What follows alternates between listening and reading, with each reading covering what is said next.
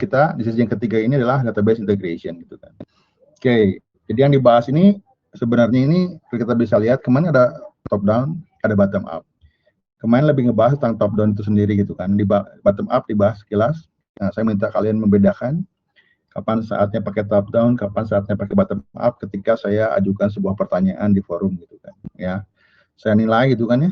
Bukan berarti nilainya misalkan jadi patokan ini enggak ya.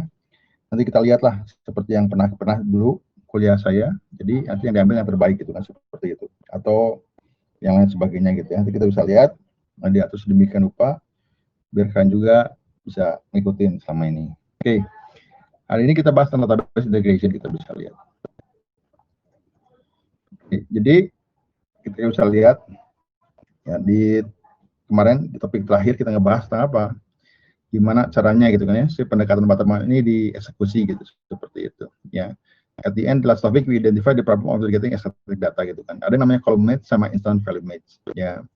Nah kalau kita bisa lihat kemarin dibahas kenapa sih kita pakai pendekatan bottom up. Oh karena apa, database-nya sudah ada. Ya, kemudian dengan behavior yang berbeda. Kemudian masih ingat ada level of sharing, ada no sharing. Ya, jadi database-nya sendiri, application-nya sendiri. Di satu site itu kan ya, ada satu database, ada satu application. Di satu site ada beberapa database, ada satu application dan lain sebagainya. Misalkan seperti itu. Nah, yang jadi masalah gimana caranya kita bisa mengakomodir itu semua gitu kan. Ya, contohnya kita bisa lihat di sini. Much of web information integration research has been focused ya, on the integration of web query interface. Ya, jadi kalau kita bisa lihat, jadi dia itu ada yang namanya transparansi, nah kita bahas. Jadi dari level aplikasi dia nggak perlu tahu gimana caranya proses query ini dieksekusi seperti itu. Ya. In this part, we introduce some basic integration technique ya, and web query interface integration seperti itu. Nah ini contohnya, ya kalau ini ada contohnya web query itu maksudnya ketika ada yang namanya perintah query dari sebuah interface berupa web gitu kan seperti itu. Oke. Kita bisa lihat. Nah, apa sih yang diintegrasikan gitu kan ya? Ya, ini sudah lama sebenarnya. Ya, distributed database itu ilmu yang sudah lama karena berkembang jadi nggak terlalu dibahas, tapi setelah muncul namanya distributed file system, big data, kemudian internet dan lain sebagainya. Nah, dia mulai berkembang lagi. Padahal tahun 1980 udah dibahas ya tentang information integration sama database integration seperti itu. Oke. Nah, yang jadi masalah besarnya apa? Kita bisa lihat fundamental problemnya. Yang pertama adalah skema matching. Ya, seperti yang kita bahas, ketika dia pendekatannya bottom up, artinya sudah banyak database di masing-masing site dengan lokal skema yang berbeda. Nah, untuk ditarik ke global konseptual skema, kita butuh yang namanya sebuah proses. Prosesnya apa? Yang mapping and matching. Ya, mapping and matching seperti itu. We take two or more database schema to produce a mapping. Nah, jadi sebelum matching kita harus mapping dulu. Ya, between element or attribute or two or more schemas that correspond semantically to each other. Ya, artinya secara semantik dia itu menunjukkan satu makna yang sama mungkin gitu, si atributnya. Tetapi secara sintaktik, jadi bisa ngebahas tentang NLP juga. Jadi kalian bisa ngebahas apa gimana caranya menggabungkan ya melakukan skema matching dengan pendekatan NLP. Dan sekarang lagi booming kan NLP ya. Kalian bisa pakai juga nanti di deskripsi kalau misalkan kalian pengen gimana caranya memanfaatkan NLP dalam melakukan skema matching. Nah, itu bisa juga dibahas dalam nanti kalau kalian terinspirasi membuat sebuah skripsi bisa juga seperti itu. Nah, tujuannya apa? Objektif. Ya, tujuannya apa? Merge the schema into a single global schema. Baik lagi ke pendekatan kemarin kita bahas, ada yang namanya bottom up.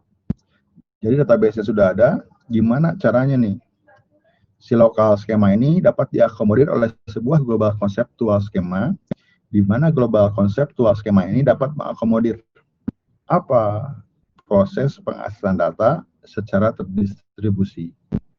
Arti terdistribusi, datanya punya lokal skema yang berbeda-beda. Beda sama top down. Kalau top down kita bisa atur aja, tinggal fragmentasi aja. Kita lakukan fragmentasi, kemudian lakukan allocation, mau vertical fragmentation, mau horizontal, atau hybrid dan lain sebagainya kita bahas kemarin kan. Ya, jadi Di sini ini kita bahas tentang skema matching gitu kan.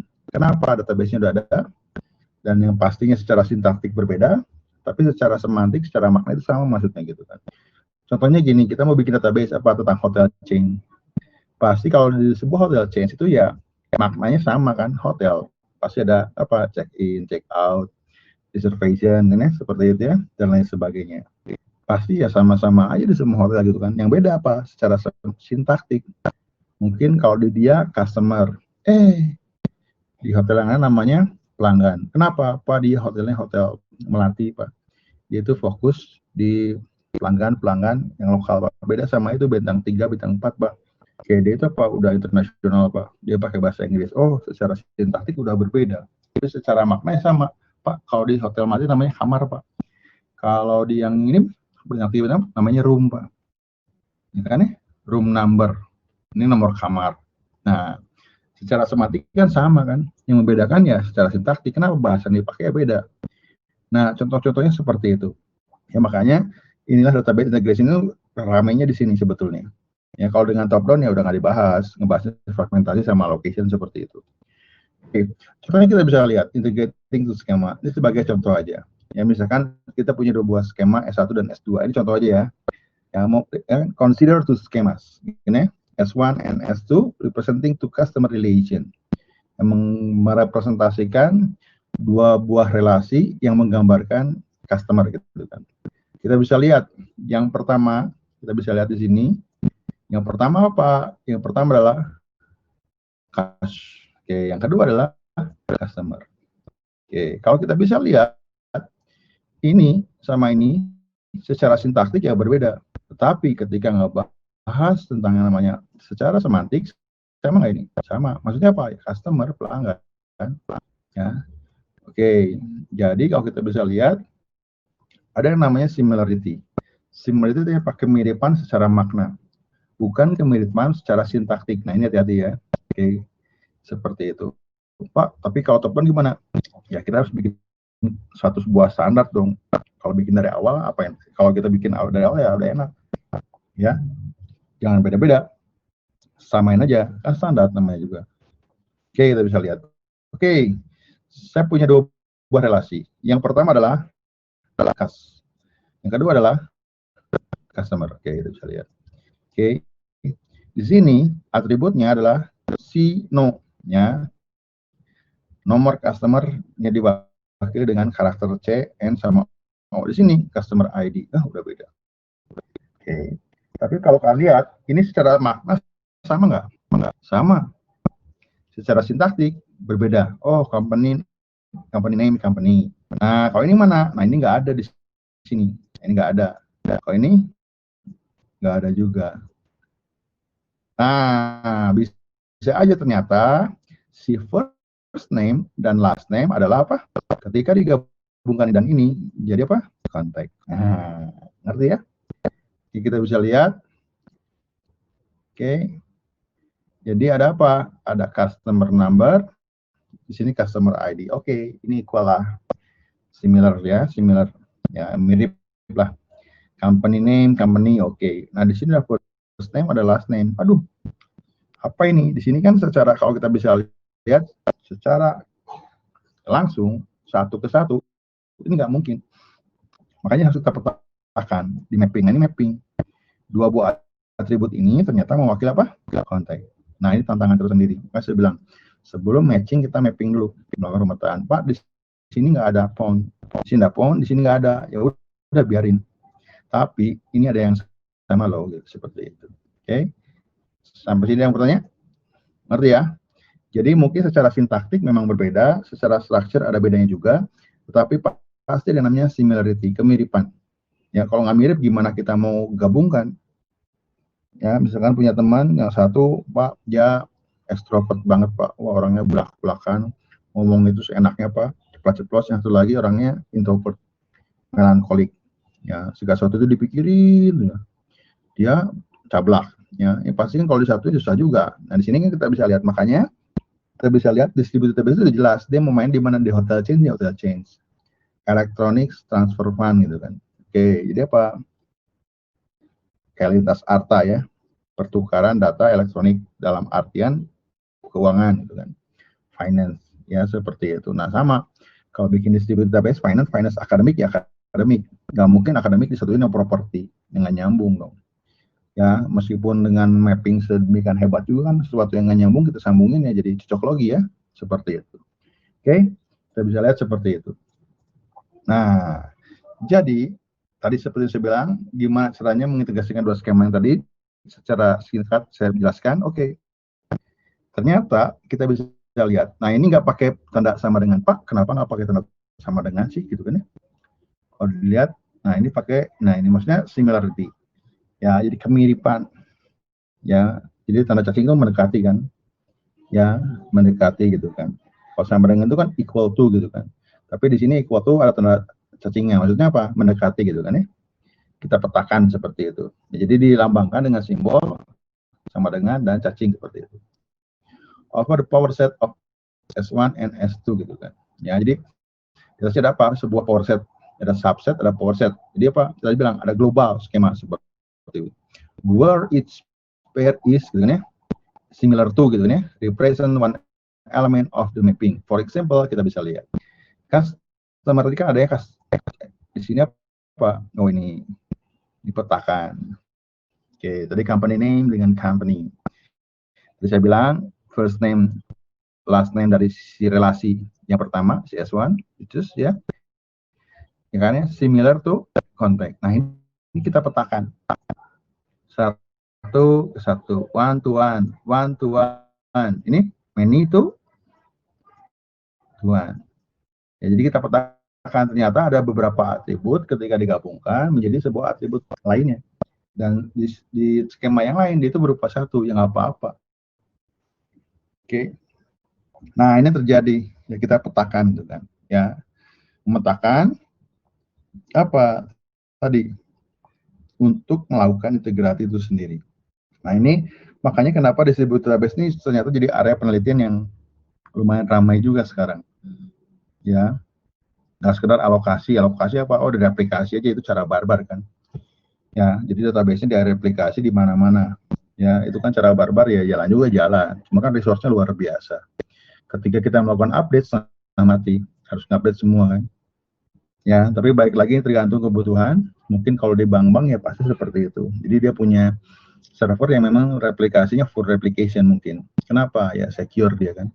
Tapi kebayang kalau di perusahaan-perusahaan yang memang tidak memiliki infrastruktur yang hebat seperti bank gitu kan ya. Ya ini susah juga gitu kan. Jadi ada plus minus lah seperti itu.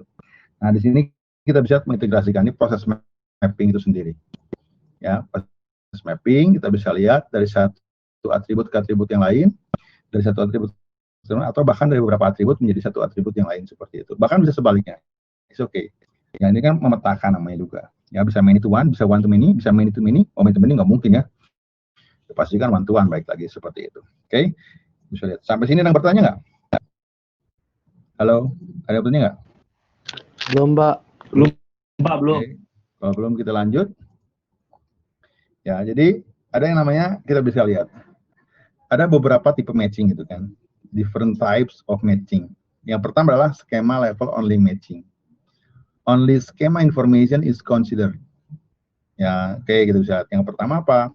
Different type of matching. Number one ya. Schema level only matching. Only schema information is considered. Oke. Yang kedua adalah domain and instant level only matching. Some instant data record, ya, are possible and possibly the domain of each attribute are used. Nah, domain itu apa? Kolom, atribut. Ya, jadi domain itu ibaratnya saya punya atribut, isinya apa? Nah, itu domain itu kan. This case is quite common on the web, ya. Seperti itu. Ini yang paling sering terjadi itu masuk ke domain sama instant level only matching. Yang ketiga, integrated matching of schema, domain, and instant data. Both schema and instant data are available. Oke, jadi sini apa? Yang dibahas adalah skema informasinya kalau yang pertama.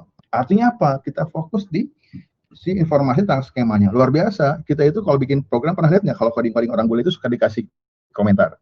Kalau kalian ke GitHub dan sebagainya, pernah lihat nggak? Coba kamu lihat codingan-codingan orang kita itu luar biasa. jarang yang pakai komentar, dewa-dewa semua kan. Ya, seperti itu. Bahkan nanti biar nggak kelihatan punya orang, ya udah gue buang aja apa komennya gitu kan, seperti itu. Ya. Nah ini ternyata ini baik lagi ya. Ternyata kenapa suka ada namanya information itu seperti itu. Ya tujuannya apa? Memudahkan orang membaca gitu kan. Ya skema ini maksudnya apa sih? Nah biasanya kalau di skema level only matching itu di situ. Ya jadi hanya informasi tentang skemanya yang dipertimbangkan untuk dijadikan sebagai acuan dalam melakukan matching.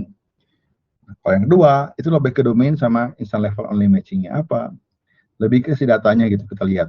Ini datanya apa sih gitu. Ini maksudnya apa sih? Kalau ada atribut, nah isinya apa? Nah itu dipakai. Ini yang paling sering dipakai dalam yang namanya dunia web gitu kan.